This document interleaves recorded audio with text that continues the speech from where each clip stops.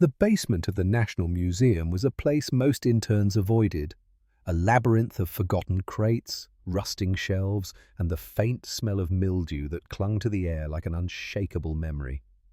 But for Elena Morales, it was a sanctuary. At 24, fresh from university, she craved the quiet, the dust, the soft whisper of history in every shadow. The upper floors were for tourists and scholars who spoke too loudly. Down here, the artifacts could breathe without interruption. It was on a rain-soaked Tuesday, while cataloguing a shipment from a private estate, that she found it. A narrow wooden crate, the wood splintered and blackened by time. The shipping manifest described it as miscellaneous fragments, no significant value. She almost didn't open it, but the weight of the lid under her fingers felt different, heavier, as if whatever lay inside carried more than just mass. When she pried it open, the first thing she saw was fabric. A faded woven cloth, its colours nearly gone, wrapped around something flat. She laid it gently on the table and unrolled it, revealing what looked like a map, but not of anything familiar.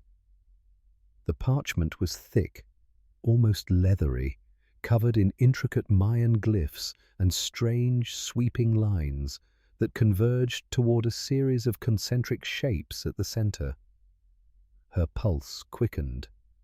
Eleanor had spent years studying Mayan iconography, but she had never seen this configuration before. There was no coastline, no landmarks that matched the known geography of ancient Maya cities. And yet, the artistry was deliberate, purposeful. She glanced toward the dusty staircase leading up to the archives room, where her supervisor, Dr. Luis Ortega, was working. Should she tell him? Something inside whispered no, not yet. This felt personal, as if the map had been waiting for her and her alone. She slipped the parchment back into the cloth, careful to keep the fragile edges intact, and placed it into her satchel. That night, at her small apartment, she unrolled the map again under the yellow glow of her desk lamp. Her eyes traced the patterns, stopping at a cluster of glyphs along the bottom edge. They were arranged oddly, almost like the sequence of a riddle rather than a sentence. She grabbed a reference book and began to translate the symbols one by one. The first line read, "Where the stones drink the rain." Her breath caught. It was a phrase she had only encountered once before.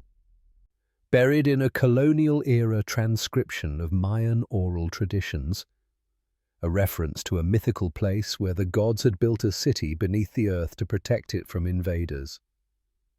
The second line made her lean closer. "The heart will rise to meet the sun." She sat back, heart pounding, the rain outside hammering against the window. This wasn't a decorative piece. It was a guide. The next morning, she tried to act normal at the museum, but every artifact she handled felt like a distraction from the thing burning in her bag. At lunch, she brought the map to the reading room, spreading it over a table hidden in a corner. She traced the sweeping lines again, noticing that they weren't rivers or roads. They were celestial paths. The central shape could be a temple or pyramid, aligned perfectly with the solstice. A shadow fell across the table and she looked up to see Miguel, another young researcher, his gaze fixed on the parchment. "Where did you get this?" he asked quietly. "Old shipment," she lied. "It's nothing." But his eyes told her he knew it was something big. That night, unable to sleep, Eleanor made a decision. She would not lock this map away in a drawer to gather dust like so many other treasures lost to bureaucracy. She would follow it. If she was right, the lines didn't just mark the sky. They pointed to a place deep in the jungles of Guatemala, far from any documented site. Somewhere a secret had been sleeping for 2,000 years, waiting for the right eyes to find it. And Elena Morales had just opened them. If you're enjoying this story of justice and hidden strength, don't forget to subscribe to the channel to find out how a simple act of prejudice turned into the most valuable lesson of Dr. Ortega's life. For 3 days, Elena lived in a haze of obsession. She barely heard the chatter in the museum's cafeteria, barely noticed the shuffle of visitors upstairs. Her every free moment was consumed by the parchment. She spent nights hunched over her desk, tracing the glyphs on thin paper, studying their repetition, looking for patterns. The map's artistry was maddening. Some symbols were unmistakably Mayan, rooted in the classic period lexicon she had learned to read during her field studies in Copan. But others seemed older. Proto-glyphs, perhaps, remnants of a language that predated even the earliest known stelae. The style was like a dialect from a forgotten tongue, a whisper from a time before the historians had begun to write. Eleanor's frustration grew when she took the parchment to Dr. Ortega under the pretense of needing help with an unidentified artifact. He glanced at it for barely 30 seconds before smiling condescendingly. "A decorative forgery," he said, waving his hand dismissively. "Tourist craft. Probably made in the 60s. Something inside her clenched. She had seen the same look on his face when he spoke to junior researchers, the polite smirk that said, "You don't know what you're talking about." She bit back her reply and took the map away, but the exchange only fueled her determination. She knew it wasn't a forgery. That night, she noticed something she had missed before. The sweeping arcs didn't simply meet in the center. They formed pairs, each with tiny markers along their edges. It was a system, almost like notches on a calendar wheel. And then it struck her. These weren't roads or rivers at all. They were star paths. Her mind raced. If these lines charted celestial movements, then perhaps the concentric shapes at the map's heart were not a literal drawing of a pyramid, but the shadow-cast terraces of one, aligned to solstice sunrise. She dug through her old field journals, searching for a note she had made years ago about an obscure chronicle from the 16th century. The friar who wrote it had described a temple to the dawn hidden under the earth, guarded by stones that drank the rain. The phrase was identical to the one on the map. She felt her skin prickle. The next day, Elena went to the university library and found a star charting software in the archaeology department's lab. She traced the map's arcs into the program and matched them to the known positions of stars during the classic Mayan period. Slowly, the coordinates emerged, latitude and longitude numbers that made her blink twice. The location was nowhere near any known archaeological site. It was buried in the remote Peten jungle, miles from the nearest recorded ruin. The enormity of what she was seeing settled in her chest like a weight. If the coordinates were correct, she might be staring at the path to a lost Mayan pyramid untouched for 2 millennia. But there was a problem. The site lay in protected territory, and official excavation permits took months, sometimes years, to obtain.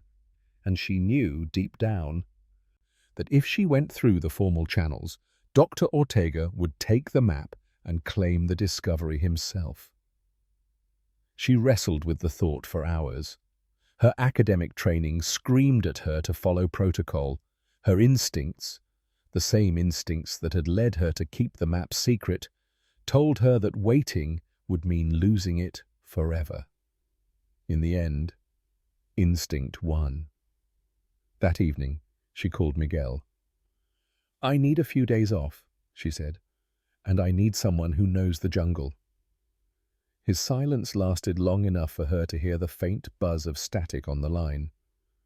"You're going after it," he finally said. "Yes," she answered. "You know that if Ortega finds out—" "He won't," she cut in. Not until I'm standing in front of whatever's there. Miguel exhaled slowly. Meet me at the bus terminal tomorrow morning. Bring only what you can carry. Elena hung up, her hands trembling. She rolled the map tightly, slid it into a waterproof tube, and placed it in her pack. For the first time since finding it, she felt the pull of the unknown, not as an abstract curiosity, but as a living, breathing force calling her forward. The bus station at dawn was a blur of diesel fumes, shouting vendors, and the rattling hum of engines coughing awake. Eleanor stood near the edge of the platform, her small backpack slung tight against her shoulders, the waterproof tube holding the map strapped securely inside. Every sense felt heightened. The clink of coins in a vendor's hand, the murmur of travelers, the damp heat of the air pressing against her skin. Miguel appeared through the crowd, his frame lean and purposeful, a weathered canvas bag over his shoulder. His eyes met hers, and without a word, he handed her a ticket. The route number printed on it led into the heart of Peten. "You sure you're ready for this?" he asked, voice low. She hesitated, just long enough for the gravity of it to settle. "If we don't go now, someone else will. Someone who won't care what they destroy to get it." Miguel's mouth twitched. Not quite a smile, more a sign of understanding. "Then we move fast." The bus ride was long, winding through villages that seemed to dissolve into the jungle itself. The farther they travelled, the more the road narrowed until it became little more than a gravel path edged by thick, twisting vines. Parrots flashed overhead like sparks of colour against the endless green. By mid-afternoon, they arrived at a small riverside settlement where Miguel's contacts were waiting. Two local guides, Mateo and Rosa, both with years of navigating the dense rainforest behind them. They listened quietly as Miguel explained their destination in vague terms, careful not to reveal the full truth. "It will take at least 2 days to reach the coordinates," Mateo said, his voice deep and deliberate. "The jungle there is not friendly." Rosa tilted her head toward Elena. "You've heard the stories, I assume?" Elena nodded cautiously. "About the stones that drink the rain?" The guide's gaze sharpened. "Then you also know it's not a place outsiders are meant to find."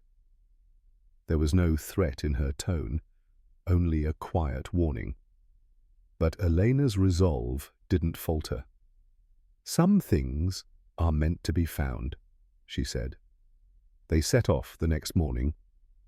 The boat cutting through the river under a misty dawn. The water was smooth, almost mirror-like, reflecting the canopy above in distorted fragments. By midday they left the river behind and began trekking on foot, each step sinking slightly into the damp earth. The jungle's voice surrounded them, a constant layering of cicadas, bird calls, and the rustle of unseen creatures moving in the undergrowth. The air was thick, heavy with moisture, clinging to Elena's skin until her clothes felt plastered against her. That night they camped in a small clearing. Over the crackle of a modest fire, Elena unrolled the map and compared it to their GPS readings. The coordinates were still ahead, deep into a stretch of land where no formal paths existed. Miguel leaned closer, studying the parchment. "These arcs," he said, pointing to the celestial lines. "If they align with the solstice sunrise, we'll need to approach from the east to see it properly." Eleanor nodded. "And if we do, it might reveal the entrance." Rosa, sitting across the fire, spoke without lifting her gaze from the flames. "If the entrance is still there." The words sat heavy in the humid air. Later, in her hammock, Elena lay awake, listening to the chorus of night insects.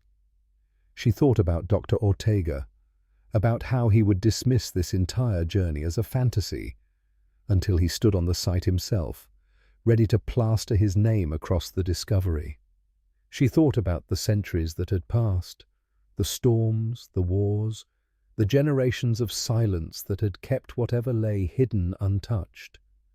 And she thought about the phrase carved into the map, "Where the stones drink the rain, the heart will rise to meet the sun."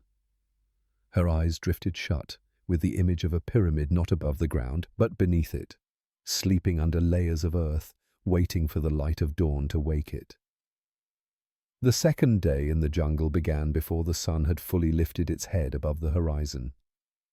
A pale grey mist curled between the trees, and the air smelled faintly of wet stone and earth.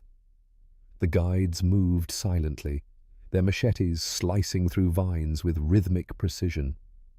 Eleanor's boots sank into the loamy soil, each step a negotiation between balance and momentum. The deeper they went, the more oppressive the jungle became. The canopy blocked most of the light, turning the forest floor into a dim labyrinth of roots and shadows. By mid-morning, they began to notice them, the markers. At first, it was a single, smooth stone rising unnaturally from the ground, its surface slick with moss. Then came another, and another, each positioned in a rough line, spaced like silent sentinels. Rosa stopped in front of one particularly tall stone, brushing away a veil of lichen to reveal faint carvings. "Mayan," Eleanor whispered, her pulse quickening. The glyph was simple but deliberate, a raindrop above a carved heart. Miguel shot her a look. "The heart will rise to meet the sun," he murmured, quoting the map's inscription. They followed the markers deeper, the jungle growing eerily quiet. The hum of insects faded. Even the bird song seemed to vanish, replaced by a strange low rustling far ahead. By midday, they reached a ridge. From there, the land dipped sharply into a narrow valley, cloaked in thick fog. The air felt cooler, heavy with the scent of damp vegetation and stone. Matteo gestured for silence, pointing to the far side of the valley, where an enormous boulder stood, split down the center. Eleanor's breath caught. The fissure looked intentional. They descended carefully, the slope slick with mud. The closer they came, the more the boulder revealed its secret. The inside of the split was covered in symbols, sharper and deeper than the ones on the smaller stones. These carvings were fresher, untouched by centuries of erosion. "This is a warning," Rosa said softly, tracing a finger along the glyphs. "It speaks of a sacred place that punishes those who enter without permission." Eleanor knelt, running her hands over the patterns.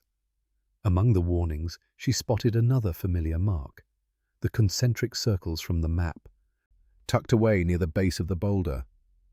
Her excitement warred with unease. This was no simple landmark. The Mayans had built these markers to protect something, and to keep people away. They moved forward into the valley, the fog curling around them like smoke. Every step seemed to draw them deeper into an ancient silence, as if the very air held its breath. Then came the sound, faint at first, like water dripping on stone. It grew louder as they approached a shallow pool fed by a thin stream trickling from the ridge above. Large stones stood partially submerged in the water, each carved with grooves that directed the flow into their surfaces. Miguel bent down, touching one. "They drink the rain," he said, almost in awe. Elena felt her throat tighten. They had found the place described on the map. The entrance had to be close. But as the fog swirled and the light dimmed, she couldn't shake the feeling that they were being watched. A shadow flickered just beyond her vision, gone as soon as she turned. She told herself it was her imagination, but Rosa's hand resting lightly on the hilt of her machete said otherwise. Somewhere in the dense green beyond the stones, something had shifted, and it was waiting. The fog thinned as the sun pushed higher, revealing the next marker. Not a stone this time, but a statue. It stood nearly twice Elena's height, carved from dark basalt, its surface slick with condensation. The figure was humanoid yet stylized, its eyes wide, mouth a stern line. In its hands, it cradled a round disc covered in glyphs identical to those on the map. Mateo circled the statue warily. "I've seen guardian figures in other Mayan sites," he said, "but never one like this. It's watching us." The air felt heavier here, the silence pressing close. Miguel stepped forward and placed a hand on the statue's disc. "This is a lock," he murmured, "not a physical one, symbolic. Whatever's beyond this point, you have to understand the story to pass." Elena approached, heart thudding. Her fingers traced the glyphs, piecing together their meaning. The sequence told a story of a great temple built underground to protect the heart of the people from the invaders. The guardians were tasked with keeping the location hidden, ensuring that only those who honored the old ways could enter. She glanced at the map. The statue's base matched one of the central symbols. If she was correct, there would be more statues ahead, each part of a larger puzzle. They pressed on, moving deeper into the valley. The jungle here seemed older, untouched even by the animals that roamed the outer edges. More statues emerged from the mist, each with different glyphs, each aligned in a precise arc. Rosa stopped in front of one that held a carved bowl. "Offerings," she said. "Travelers must have brought food, jade, maybe even blood here before continuing." Eleanor thought about the rituals described in the Friar's Chronicle, ceremonies that blended astronomy, reverence, and sacrifice. She had no jade, no precious offerings. All she had was knowledge, and knowledge here might be enough. They reached the final guardian late in the afternoon. This one was different. Its head tilted toward the sky, eyes carved as if following the sun's path. At its feet, a narrow trail of stones led into the thick undergrowth. Miguel crouched to inspect the stones. "These have been placed deliberately, and recently." The thought sent a ripple of unease through the group. If someone else had been here, it meant they weren't the first to find this path. Still, they followed. The trail wound through a stand of ancient ceiba trees, whose massive roots twisted like serpents across the ground. The air was damp and cool, and the light had shifted to a deep, green-tinged gold. Then, in a small clearing, they found it. A broad stone platform overgrown with vines. At its center was a circular stone slab, its surface carved with the concentric circles from the map. "This is it," Elena whispered. "The seal." She knelt, brushing away leaves and debris. The carvings were shallow but intricate, forming a pattern that seemed to radiate outward like ripples in water. Her mind raced with possibilities, levers, hidden mechanisms, astronomical triggers. The words from the map echoed in her head. "The heart will rise to meet the sun." It wasn't just poetry. It was an instruction. She stood and looked at the treetops, calculating the sun's position. If she was right, the light at dawn would strike the slab directly, and whatever mechanism the ancients had built would release. "We'll have to wait until morning," she said.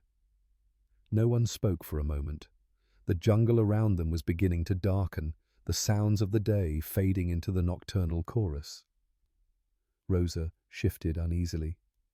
"If we stay here tonight, we'll be Exposed. Elena knew she was right, but they had come too far to turn back. Somewhere in the deepening shadows, a branch snapped. They weren't alone. The sound of the snapping branch echoed in the clearing, sharp against the muffled quiet of the jungle. Every head turned. Miguel's hand instinctively went to the flashlight strapped to his belt, while Rosa's fingers curled around the handle of her machete. Mateo raised a finger to his lips. They listened. For a long moment, nothing but the faint chirring of night insects filled the air. Then, another crack, closer this time, followed by the soft rustle of foliage. Elena's mind raced. If someone had been here recently, as Miguel suspected, they might have been tracking them for hours, maybe longer. The thought sent a cold rush down her spine. A figure emerged from the shadows, lean, weathered, wearing dark clothes and a brimmed hat pulled low. His skin was tanned deep from years under the sun, his expression unreadable. Behind him, two more figures appeared, carrying rifles. "You shouldn't be here," the man said in Spanish, his voice low but firm. "This place is protected." Rosa stepped forward, her stance guarded. "We mean no harm. We're researchers." The man's gaze swept over them, lingering on the tube strapped to Elena's pack. "And yet you've brought something that doesn't belong to you." Elena's pulse hammered. "It was in the archives of the National Museum. Forgotten. I'm here to study it, not steal." His eyes narrowed. "That map is older than your museum, and older than you can imagine." Miguel shifted slightly, his voice calm but edged. "If you know what's here, then you know we've come too far to turn back." A long silence stretched between them. Finally, the man nodded toward the stone seal. "You wait until dawn.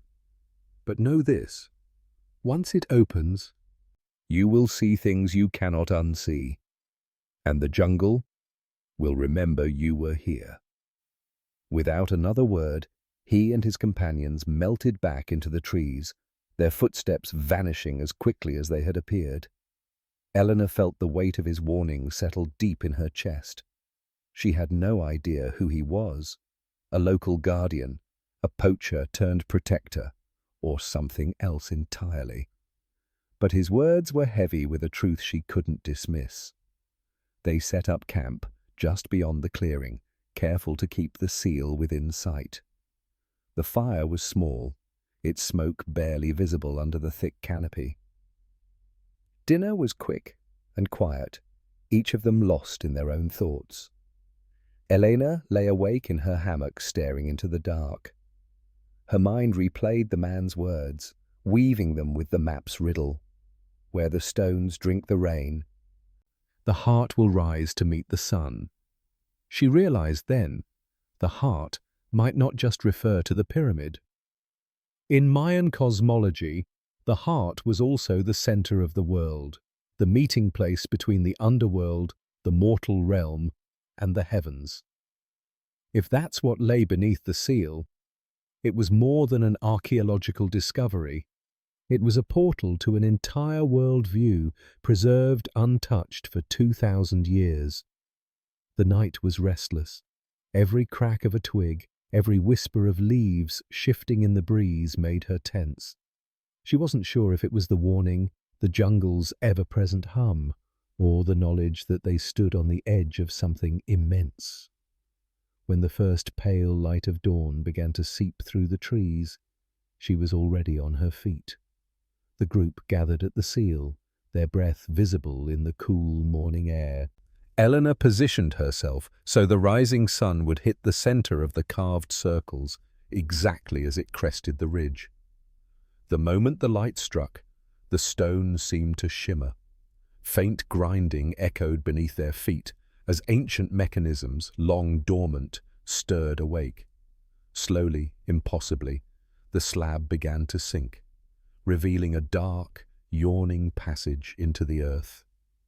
The heart had risen to meet the sun. The air that rose from the opening was cool and heavy, carrying with it the faint mineral scent of stone sealed away for centuries. Elena peered into the darkness, her flashlight cutting a narrow beam down a steep stone stairway.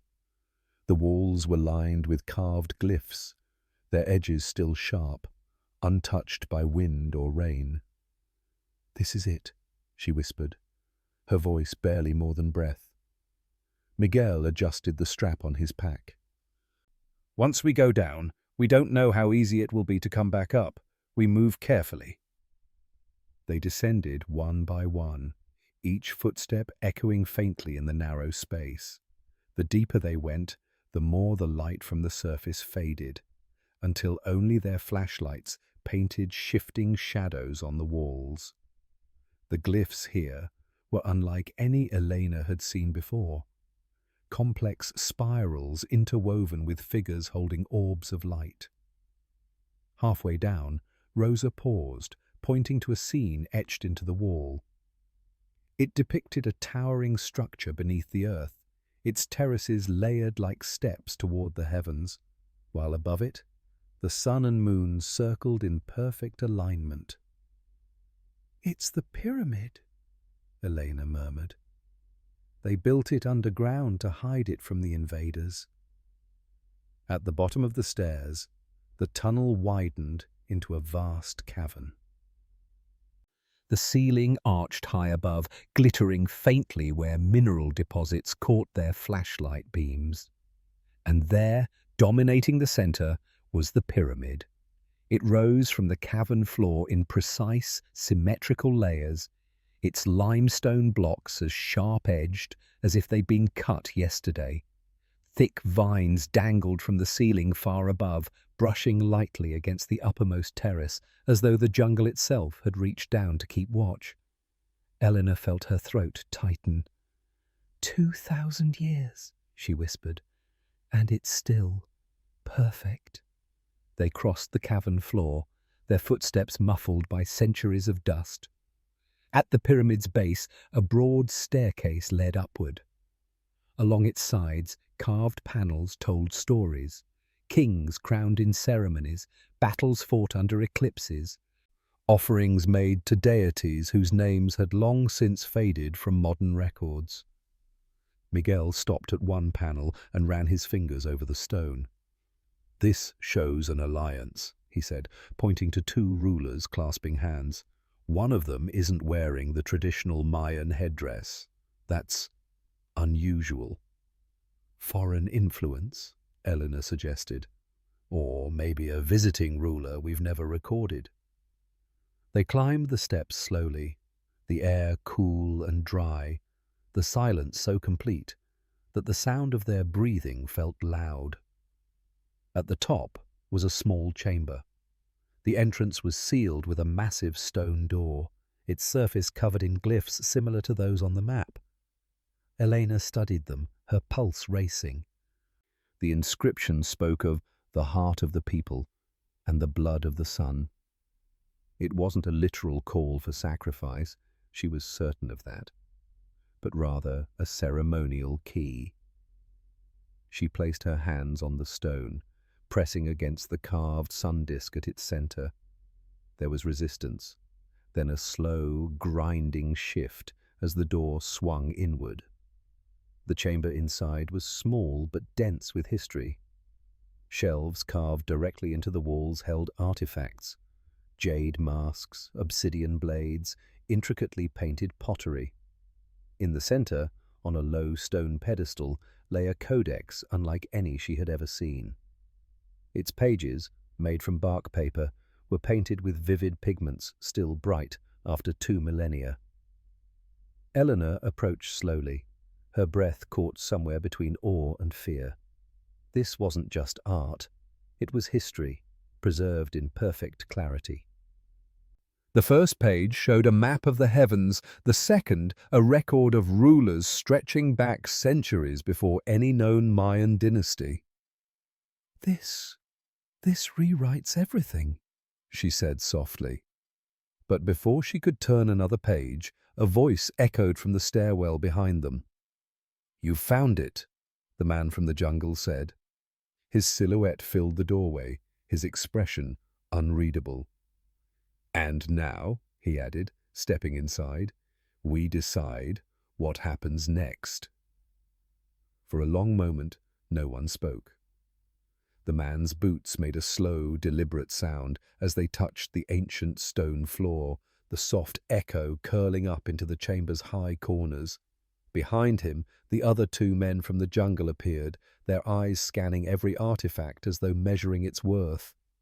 Elena stepped slightly in front of the codex, her heart pounding in her ears. "You said this place is protected," she began cautiously. "If you've been guarding it, then you know what this means. It belongs in the historical record, not buried forever." The man's gaze moved from her to the pyramid beyond, as though weighing a decision he'd carried for years. "You think history will protect it?" he asked. "Once the world knows, the scholars will come, then the collectors, and then the thieves. Nothing will be left." Miguel's voice was steady. "And if it stays hidden, no one will ever know the truth of this civilization." The man studied him for a moment, then turned back to Elena. "This is not my decision alone. My people have kept this secret for generations. We pass the knowledge to those we trust, and we bury it again if they prove unworthy." Rosa, who had been silent until now, stepped forward. "Then test us," she said. "If you think we're unworthy, we'll walk away. But at least give us that chance." Something flickered in the man's eyes. Respect, perhaps, or curiosity. He stepped to the pedestal and laid a hand on the codex, tracing one of its painted glyphs. "The heart of the people," he murmured, as if reminding himself of the words. Finally, he nodded. "You will take what you can carry in your minds, not in your hands. You will leave this place as you found it, and you will tell its story in a way that protects it from greed." It was both a gift and a restriction. The right to share the knowledge, but not the artifacts themselves. Elena felt the weight of it settle in her chest. She opened the codex carefully, committing each page to memory, studying the intricate lines, the colors, the cycles of kings and stars that had guided this hidden civilization. Every detail was a thread connecting the present to the past. Hours later, when they emerged into the daylight, the man and his companions were gone. The stone seal had slid back into place, erasing any sign that the pyramid lay beneath their feet. Weeks passed. Back at the museum, Eleanor wrote quietly in the evenings, compiling her notes into a manuscript. She left out precise coordinates, omitted any detail that could lead others to the site. But she described the history, the rulers whose names had never been spoken in the modern era, the astronomical knowledge more advanced than scholars had believed possible, the alliance carved in stone between the Maya and a visiting people whose origins were still a mystery. Her work sparked debates in academic circles, her claims dismissed by some and reluctantly accepted by others. She didn't care. The truth was there, for those willing to see it. Months later, she returned to Peten alone, not to search, just to stand on the ridge above the valley and listen to the jungle. The fog still curled between the trees, the tabor roots still twisted like guardians over the earth. She knew the pyramid was still there, untouched, waiting, and she knew she would never go back inside. Some discoveries, she realized, were not meant to be possessed. They were meant to be protected. She thought of the man's words, "The jungle will remember you were here." And as she turned to leave, she could almost feel it, the weight of 2,000 years pressing gently against her back, like a hand guiding her away. If this story touched you, subscribe to the channel to discover more stories about how extraordinary people turn humiliation into triumph.